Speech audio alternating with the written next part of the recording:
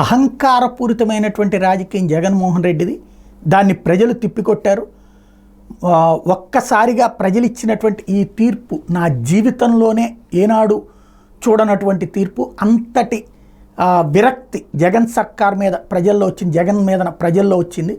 ఇలాంటి వాళ్ళు ఎలాంటి వాళ్ళు రాజకీయాల్లో ఉండకూడదో జగన్మోహన్ రెడ్డి నిరూపిస్తే ఎలాగ రాజకీయం చెయ్యాలి అన్నటువంటి నేను నిరూపించదలుచుకున్నాను.